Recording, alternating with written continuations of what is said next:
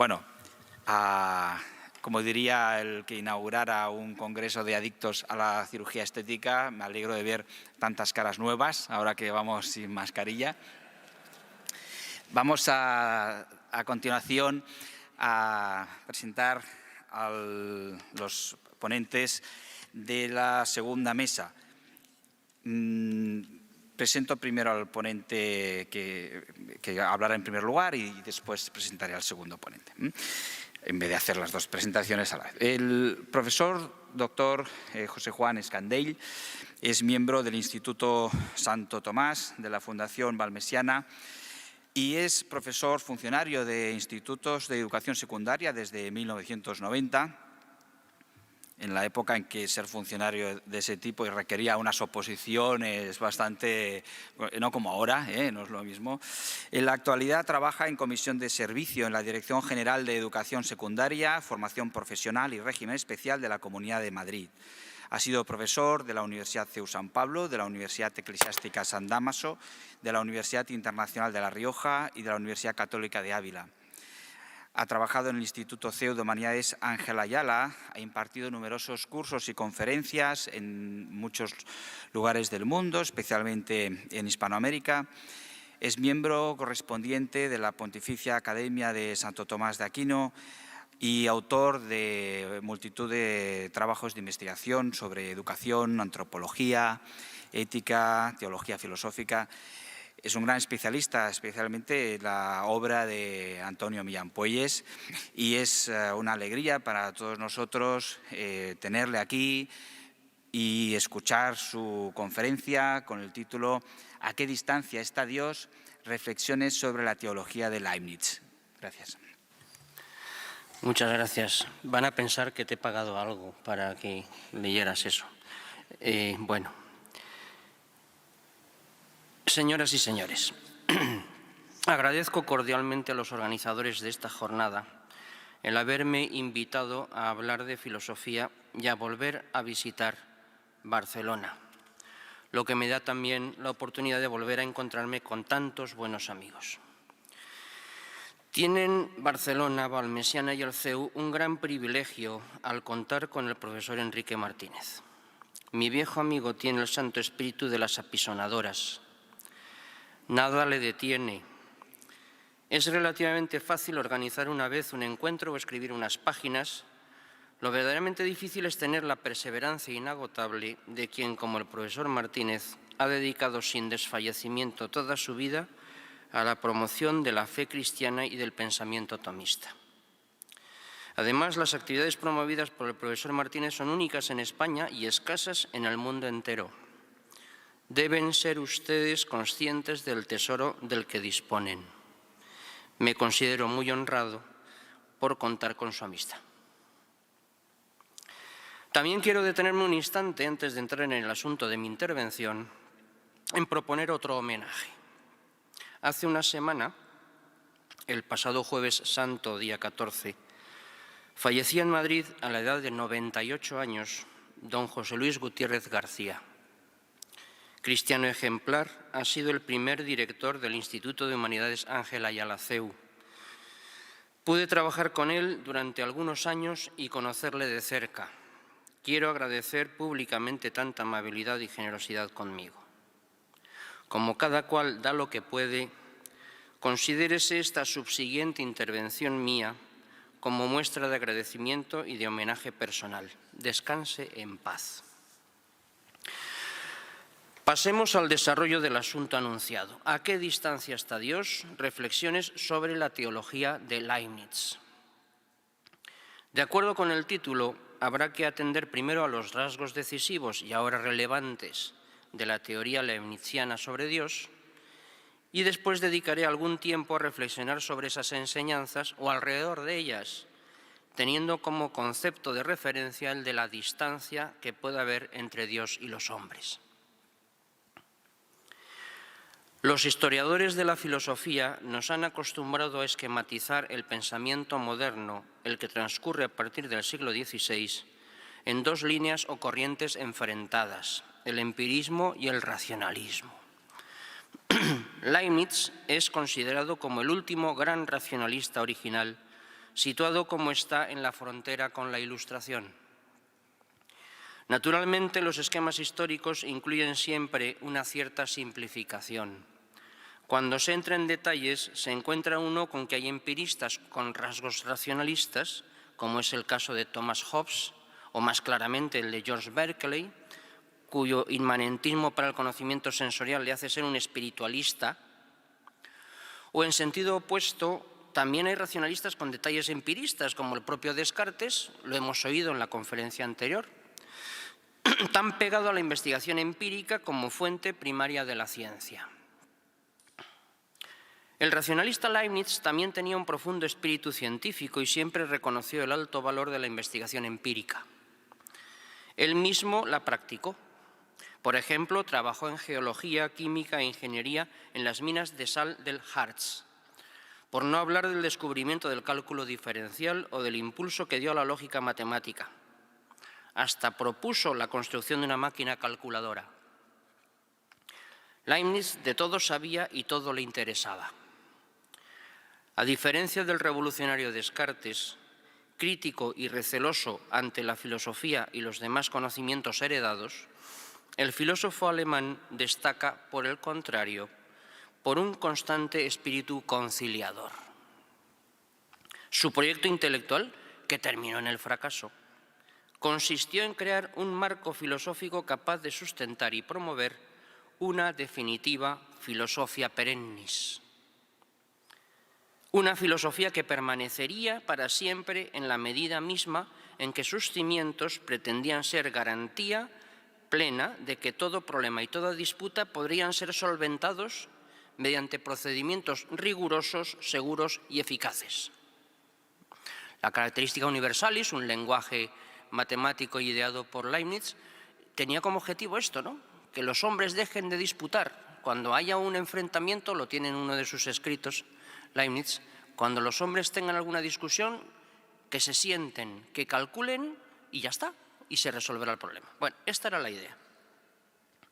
Su permanente búsqueda de la paz definitiva entre los filósofos se prolongaba asimismo a los ámbitos político, jurídico, científico y hasta religioso.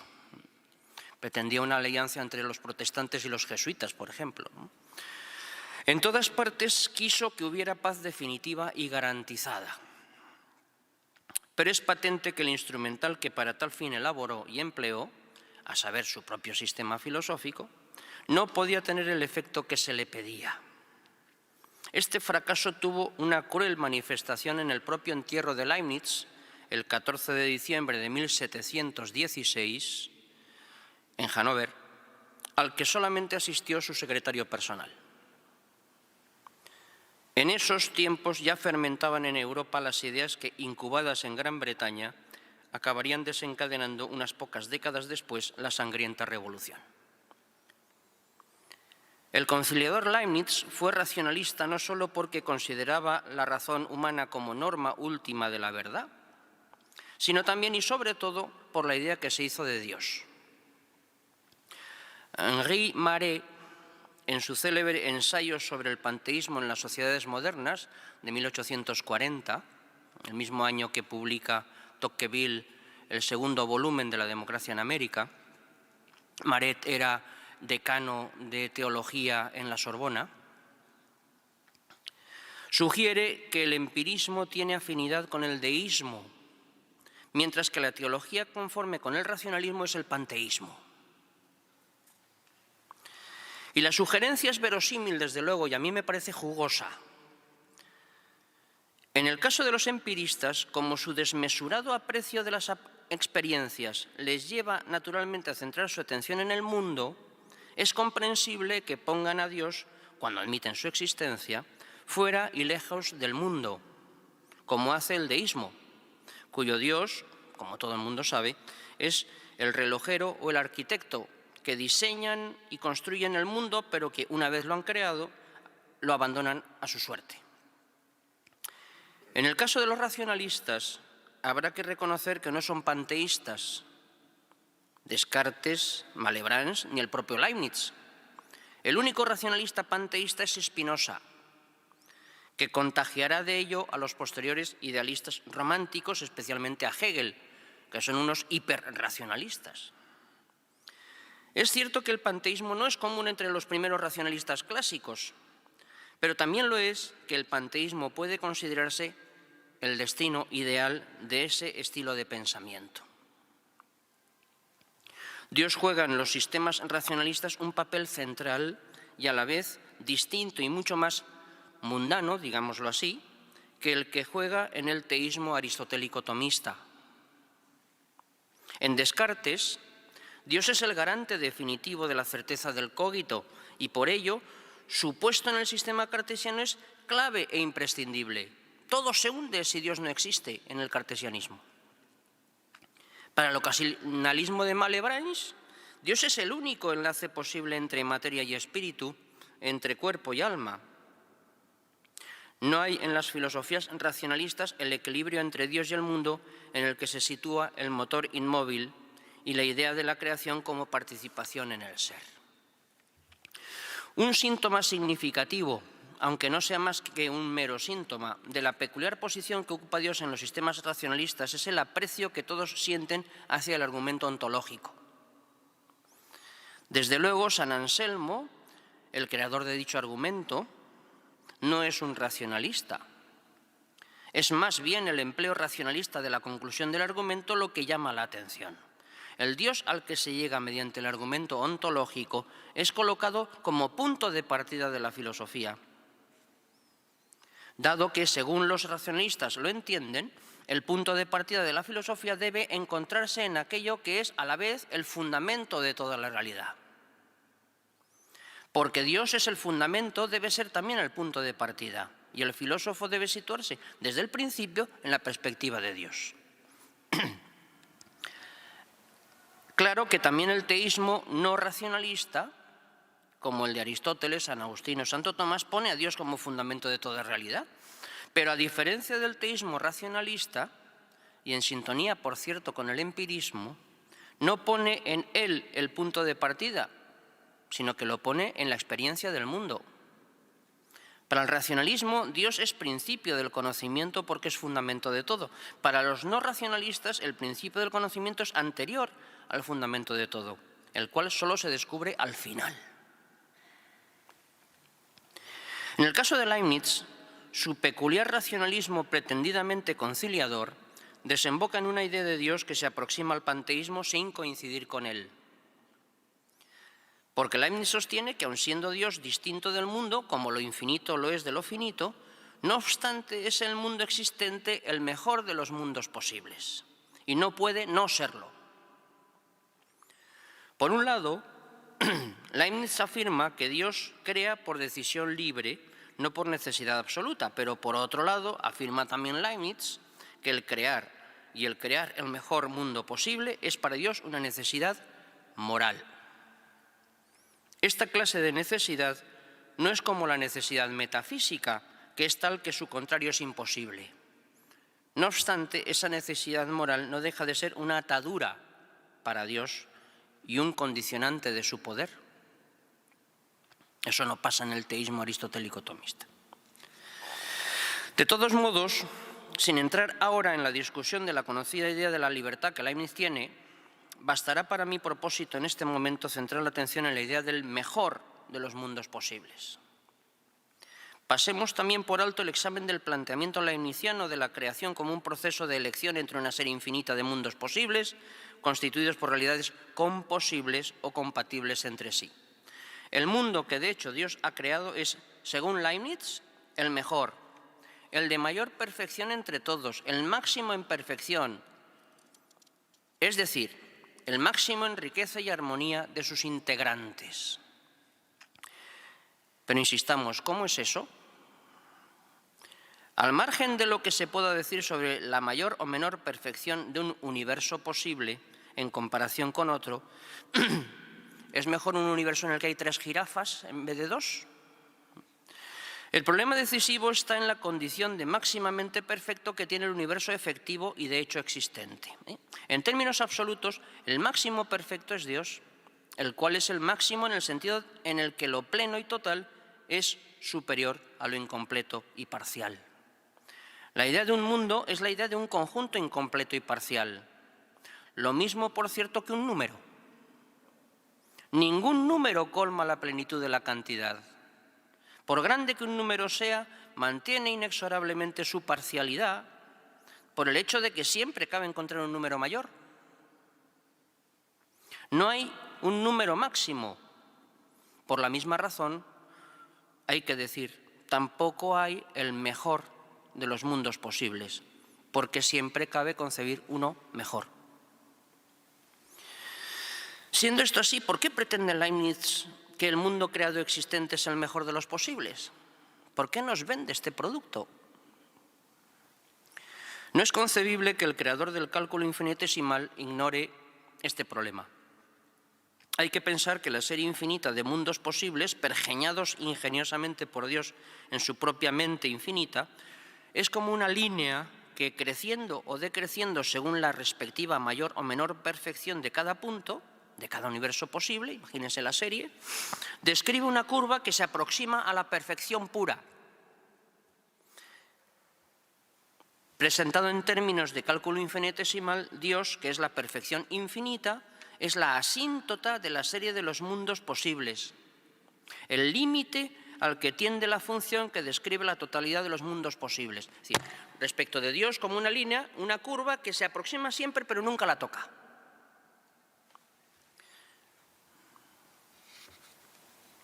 Una genialidad de un matemático para salir de un atolladero, aunque tanto el concepto de Dios como el del mundo resulten seriamente alterados. Decir que Dios y el mundo están a una distancia infinitesimal, infinitamente pequeña, es tanto como decir que a Leibniz le salva del panteísmo una distancia infinitamente pequeña. En este sentido, Dios queda rebajado y el universo queda demasiado resaltado. Es casi Dios. No es este el mejor de los mundos posibles porque es imposible. Mas por si ello fuera poco, hay otro grave problema en relación con esa idea. Leibniz había puesto en circulación la tesis de que este es el mejor de los mundos posibles como consecuencia de su manera de entender el principio de razón suficiente.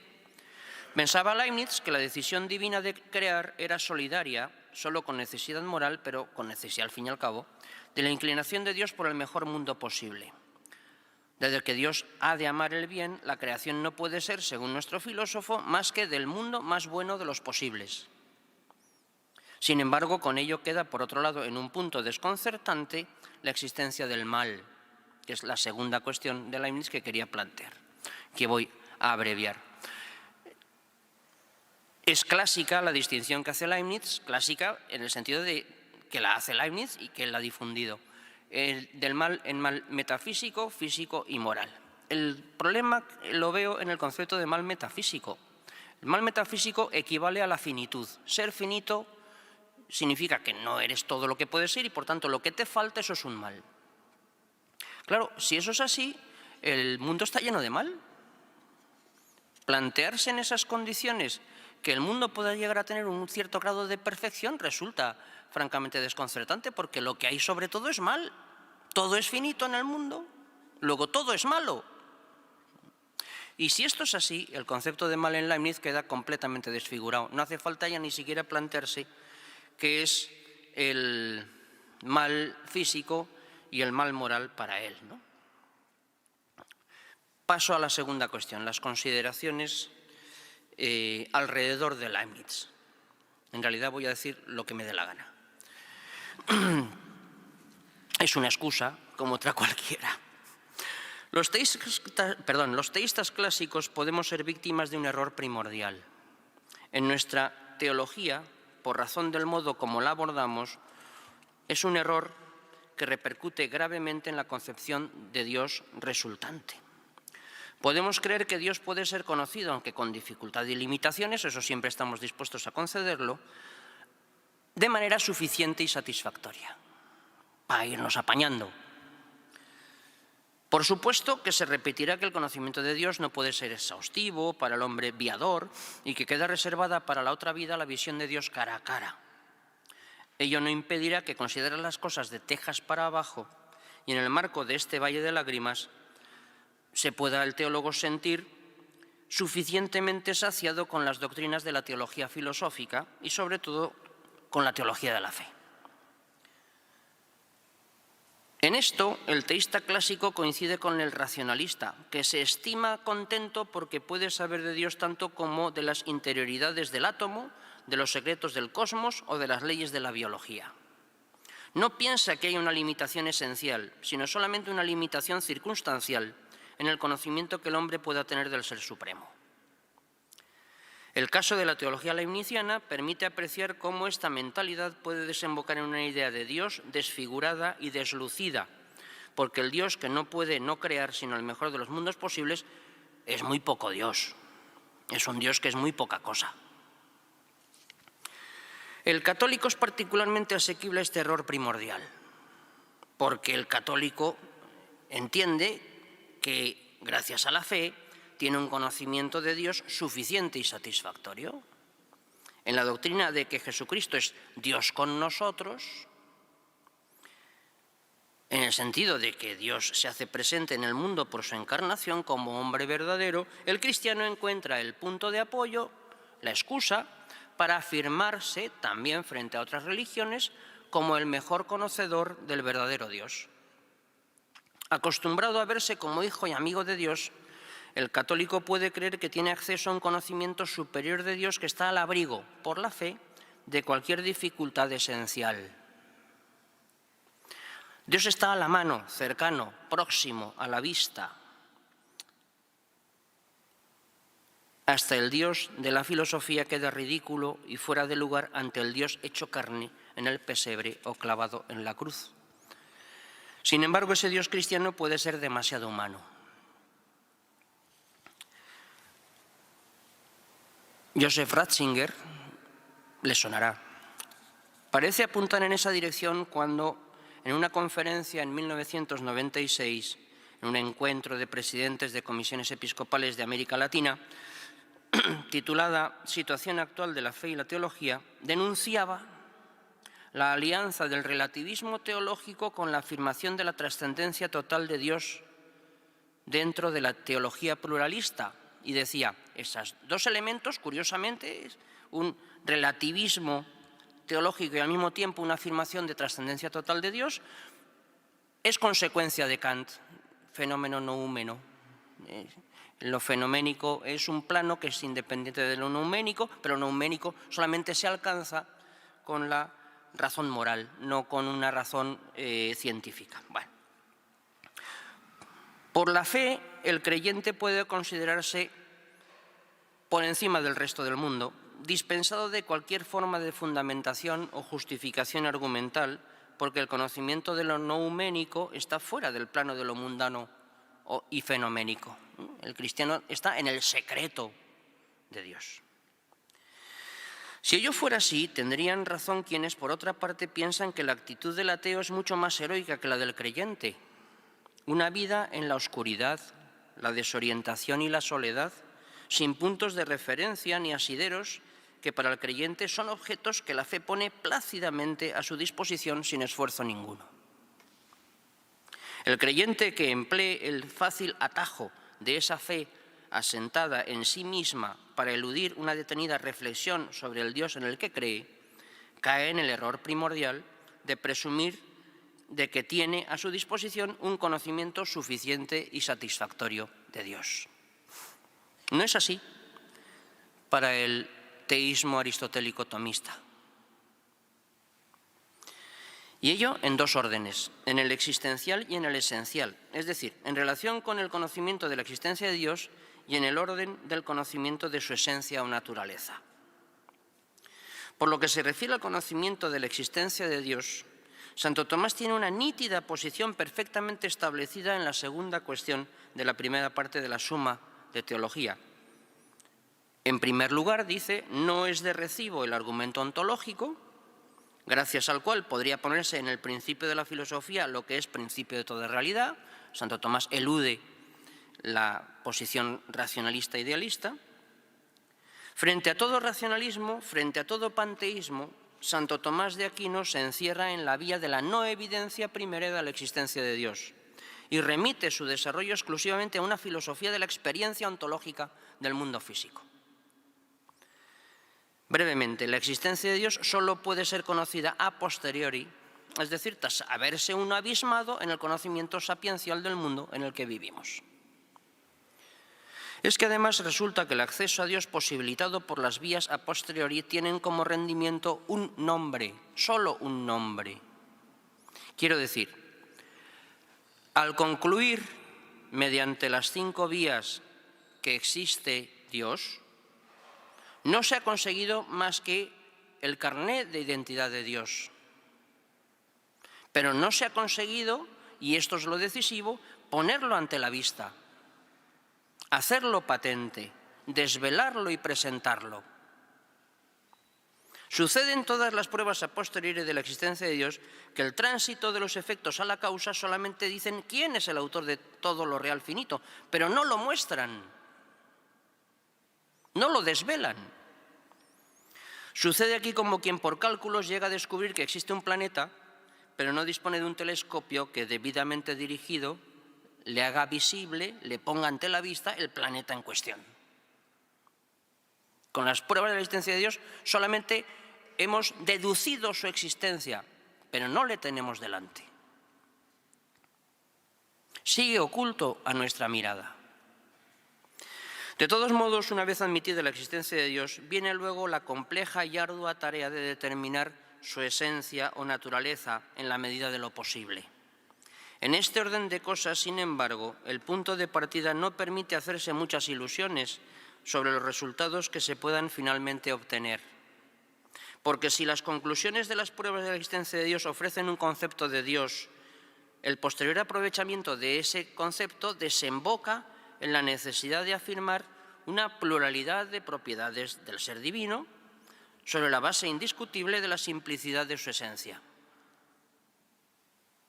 La teología esencial, la teología de la esencia de Dios, no deja de ser problemática porque se enfrenta al contraste entre los atributos divinos. ¿Cómo es posible que Dios sea simple si es a la vez eterno e infinito, bueno y sabio? Más aún cuando se trata de asuntos prácticos. ¿Cómo habrá de conciliarse la libertad con la sabiduría y con la inmutabilidad de Dios?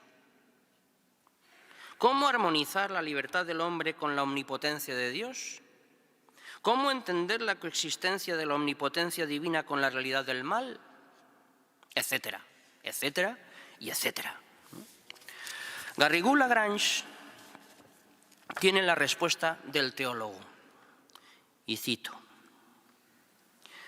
ya el filósofo, con la sola razón, puede probar con certeza la existencia de Dios y de sus principales atributos, pero subsiste una gran oscuridad sobre la conciliación de esos atributos, en particular sobre la conciliación de la inmutabilidad absoluta y de la soberana libertad, de la infinita justicia y de la misericordia infinita, de la omnipotente bondad y de la permisión divina de los mayores males de orden físico y moral. De ahí el deseo natural, condicional e ineficaz de ver la esencia misma de la causa primera, porque solamente esa visión inmediata mostraría la íntima conciliación de estos atributos de los cuales la esencia de Dios es el principio y que están contenidos formalmente en su eminencia. Hasta aquí la cita. En otro texto, el mismo Garrigou, argumentando ya no como teólogo sino como filósofo, señala: la aplicación necesaria y rigurosa de las nociones y de los principios primeros de la razón nos lleva a admitir la existencia de una causa primera absolutamente simple que posee formalmente las diversas perfecciones absolutas de ser, inteligencia, bondad, libertad, etcétera, que ella ha comunicado a los seres creados. Por lo tanto, no puede haber auténtica contradicción, sino solamente el misterio en la conciliación e identificación en Dios de esas diversas perfecciones. La teología filosófica, pues, sigo yo, lejos de ser un descanso para el espíritu del hombre, es un territorio de dramatismo y tensión de la razón ante el misterio. La distancia entre Dios y el ser humano es el misterio. Por ello, podría caracterizarse el racionalismo como la concepción de la razón que niega la posibilidad del misterio. Es lo que pretende Leibniz. Siempre y cuando la reacción ante semejante cercenamiento de la razón no consista en responder diciendo que hay que disminuir la razón. El racionalismo no es un exceso de razón, es una razón que se queda corta. La razón racionalista no es excesiva, sino excesivamente corta, excesivamente timorata, excesivamente pobre, porque no le mueve la verdad, sino ella misma y su poder. Por eso, ante la realidad de Dios, se engríe y lo reduce a su propia imagen y semejanza, sin querer aceptar que su libertad está en reconocerse imagen y semejanza de Dios. Prefiere ver antinomias a reconocer misterios.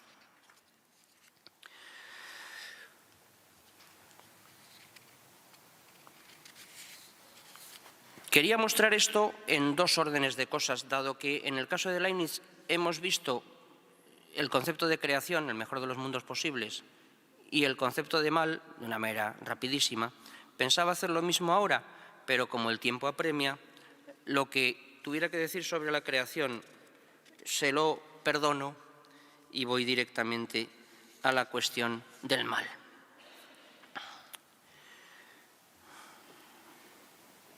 No me propongo abarcar la totalidad de los puntos esenciales de esta delicada cuestión, sino solamente ofrecer algunas consideraciones. El mal tiene un enorme poder de absorción, como dice Pi Regamei.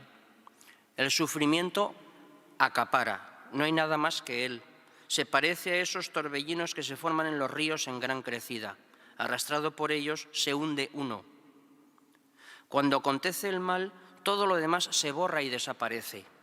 Al mismo tiempo, tiende también el mal a hacerse insoportable. Quiero decir, a hacerse del todo insoportable, como exigiendo absolutamente ser suprimido. El mal padecido quiere invadirlo todo, penetrarlo todo, serlo todo. En un ejemplo nimio se ve, si uno se clava una espinita en el dedo, el resto del cuerpo ya no se siente, solamente se siente la espinita en el dedo. Ya no existe el mundo, lo que existe es el dolor de mi dedo. Si nos ponemos en desgracias de más alcance, tiende a pasar también esto, ¿no? Uno tiene la desgracia de que se muera su esposa, su padre, su hijo. No existe nada más y uno a veces en esas condiciones no entiende cómo alguien a su lado pueda reírse de un chiste. Todo es mal cuando se sufre el mal. Por eso se entiende que un autor, Bergeli, diga: el sufrimiento de un niño, lo mismo que el de un inocente, nos parece un escándalo absoluto, porque el mal aparece como absoluto, como total, como invadiéndolo todo, ¿no? Es lo mismo que lleva Hans Jonas en su famosa conferencia El concepto de Dios después de Auschwitz a decir que ante semejante horror en los campos de concentración nazis no es posible que Dios no haya actuado. El mal es absoluto. Bien.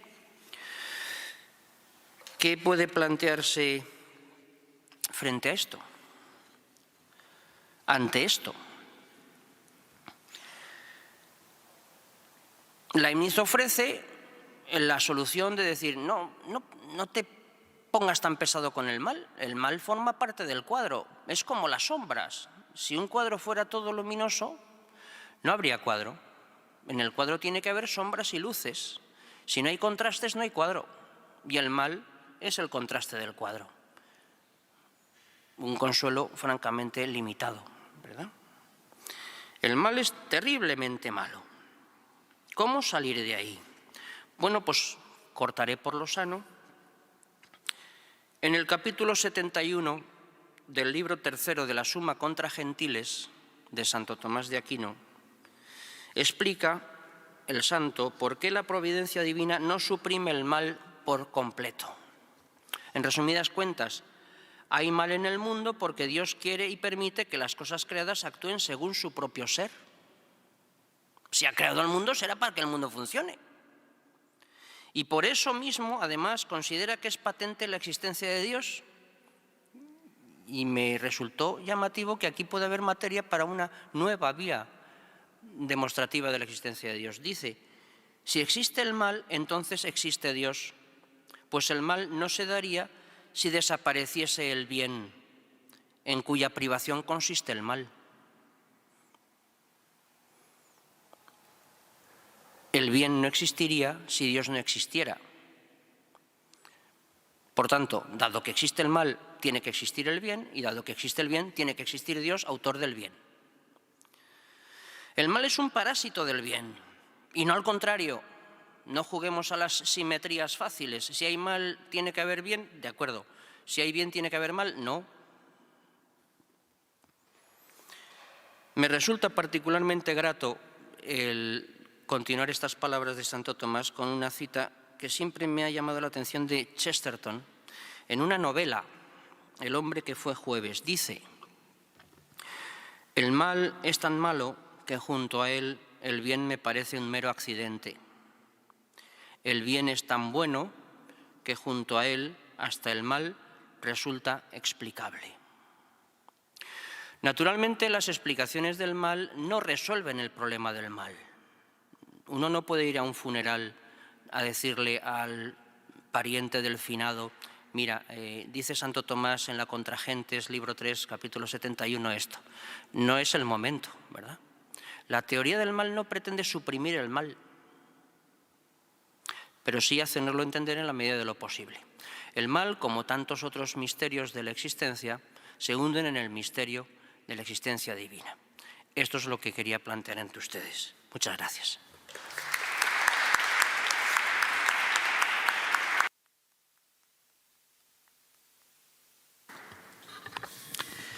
Muchas gracias, doctor Scandell, por esta iluminadora charla, no solo sobre Leibniz, sino sobre todas estas consideraciones alrededor de esta temática.